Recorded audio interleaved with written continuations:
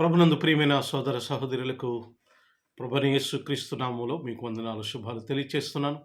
ప్రియులారా, మనందరి జీవితాల్లో దేవుడు మరొక నూతన దినాన్ని అనుగ్రహించారు. దేవునికి ఎన్నో స్తుతులు స్తోత్రాలు చెల్లిస్తున్నాను. మీరు కూడా ప్రతిరోజు కూడా నూతన దినము దేవుడు మనకు అనుగ్రహిస్తున్నందుకు దేవునికి స్తోత్రాలు స్తుతులు చెల్లించండి.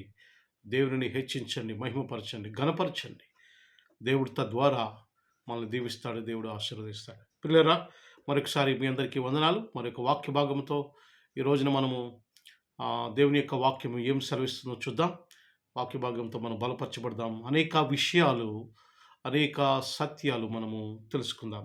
యాకోబు పత్రిక 5వ అధ్యాయం 15వ వచనంలో ఈ మాట వ్రాయబడింది. యాకోబు పత్రిక 5వ అధ్యాయము 15వ వచనంలో ఈ మాట వ్రాయబడింది. చూద్దాం, చూడండి. విశ్వాస సహితమైన ప్రార్థన ఆ రోగిని స్వస్థపరచును, ప్రభువు అతని లేపును. అతడు పాపములు చేసిన వాడైతే పాప క్షమాపణ నందును అనే మాట మనం చూస్తున్నాం. ప్రియులరా, ఇక్కడ మనం గమనించినట్లయితే విశ్వాస సహితమైన ప్రార్థన ఆ రోగిని స్వస్థపరచును. రెండవదిగా ఏం చెప్తున్నాడంటే, అతను పాపము చేసిన వాడైతే ఆ పాపము నుంచి క్షమాపణ పొందును అనే మాట కూడా మనం చూస్తున్నాం. ఇక్కడ రెండు అర్థాలు మనం తీసుకోవచ్చు. ఈ గ్రంథకర్త మనకి ఏం చెప్తున్నాడంటే రెండు అర్థాలు. ఒకటి భౌతికమైన స్వస్థత, అంటే శరీర సంబంధమైన స్వస్థత. రెండవది ఆత్మీయమైన స్వస్థత. రెండింటి గురించి ఇక్కడ మాట్లాడుతున్నాడు. విశ్వాస సహితమైన ప్రార్థన ఆ రోగిని, అంటే మనము అనేక రోగాల చేత, అనేక వ్యాధులు బాధల చేత మనము జీవిస్తూ ఉంటాము. మన జీవితాల్లో అనేకమైనవి కలుగుతూ ఉంటాయి. శరీర సంబంధమైనటువంటి అనేక రోగాలు మనము చూస్తూ ఉంటాం, మనకు అనుభవిస్తుంటాం, చూస్తుంటాం. మన తోటి వారు కావచ్చు, మన కుటుంబ సభ్యులు కావచ్చు, మనకు అవ్వచ్చు, ఇలాగ మనం చూస్తూ ఉంటాం. అయితే ఇక్కడ చేయవలసిన పని ఏంటంటే, విశ్వాసముతో మనము దేవునిని అడిగినప్పుడు, చాలా జాగ్రత్తగా గమనించండి. విశ్వాసముతో అనగా దేవుడు ఈ యొక్క బాధను తీసివేస్తాడు, వ్యాధిని తొలగిస్తాడు, ఈ రోగమును తొలగిస్తాడు అనేటువంటి ఒక విశ్వాసము దేవుని మీద నువ్వు సంపూర్తిగా పెట్టుకుని దేవునిని అడిగినప్పుడు, దేవునికి ప్రార్థన చేసినప్పుడు తప్పకుండా దేవుడు స్వస్థపరుస్తాడు అనే మాట మనకి సెలవిస్తుంది. మీకు స్వస్థత కోసం, లేక నీ బాధ నుంచి, వ్యాధి నుంచి బయటపడడం కోసం ఎక్కడికో వెళ్ళనక్కర్లా. ఎవరి దగ్గరికో వెళ్ళనక్కర్లేదు. దేవుని వాక్యము సంపూర్తిగా సెలవిస్తుంది. మనము విశ్వాసముతో ప్రార్థన చేస్తే, మనము ఎక్కడుంటామో అక్కడే దేవుడు మనల్ని స్వస్థపరుస్తాడు. దేవుడు ఒక స్థలమునను బట్టి కానీ, దేవుడు ఒక వ్యక్తిని బట్టి కానీ దేవుడు స్వస్థపరచడు. దేవుడు ఎక్కడైనా ఎప్పుడైనా దేవుని చిత్తమైనప్పుడు, మనము ఆయన యందు సంపూర్ణ విశ్వాసం ఉంచినప్పుడు దేవుడు స్వస్థపరుస్తాడు. కనుక ప్రియమైన సహోదరి సహోదరులారా, దేవుని యందు మనము విశ్వాసము ఉంచి ప్రార్థన చేసినప్పుడు మనకి స్వస్థత కలుగుతుంది. రెండవ మాట ఏంటంటే, అతడు పాపము చేసిన వాడైతే పాప క్షమాపణ నందును అనే మాట చూస్తున్నాం. ఇది ఆత్మీయ స్వస్థత. చాలామంది ఈ లోకములో పాపము చేత నశించిపోతూ ఉన్నారు. దేవుడు ఈ పాప సంబంధమైన లోకంలో జీవిస్తూ చాలామంది పాప సంబంధమైన లోకంలో జీవిస్తూ పాపములు చేస్తున్నారు. వారు పాపంలోనూ ఉన్నారు. వారు పాపములను కడిగి వేసుకోవడం లేదు. వారి పాప క్షమాపణ నొందటం లేదు. కనుక అటువంటి వారికి అవకాశం ఇస్తున్నాడు దేవుడు. ఏమనంటే, విశ్వాస సహితమైన ప్రార్థన రోగిని స్వస్థపరచును. అతడు పాపము చేసిన వాడైతే ఆ పాపము నుంచి క్షమాపణ నందును అని మాట సెలవిస్తుంది. నిజంగా విశ్వాసంతో మనం ప్రార్థన చేసినప్పుడు దేవుడు మన పాపములను తొలగిస్తాడు. దేవుడు మన పాపములను తొలగించి మన పరిశుద్ధులుగా చేసి ఆయనతో మనము సదాకాలం జీవించడానికి దేవుడు మార్గము సరళం చేస్తాడు. ఈరోజు మనము దీవించబడకపోవడానికి కారణం ఏంటో తెలుసా? ఈరోజు మనం దేవుని అనుగ్రహం పొందకపోవడానికి కారణం ఏంటో తెలుసా? ఈరోజు మనము దేవుని దేవుని యొక్క ఆశీర్వాదాలు పొందకపోవడానికి కారణం ఏంటో తెలుసా? పాపమే. దేవునికి మనకు మధ్య ఒక అడ్డుగోడలాగా పాపం ఉంది. ఆ పాపాన్ని తొలగించుకుంటే గాని దేవుని ఆశీర్వాదాలు మన మీదకి రావు. కనుక ఇక్కడ ఆత్మీయ స్వస్థత కలగాలి. అనగా పాపమును తీసివేసుకోవాలి. పాపములు క్షమించబడాలి. ఆ క్షమించేటువంటి అధికారం దేవునికి తప్ప ఎవరికి కూడా అధికారం లేదు. మనం ప్రార్థన చేసుకోవాలి. ప్రభా, నేను పాపిని, నన్ను రక్షించండి. నా పాపములు కడిగివేయండి.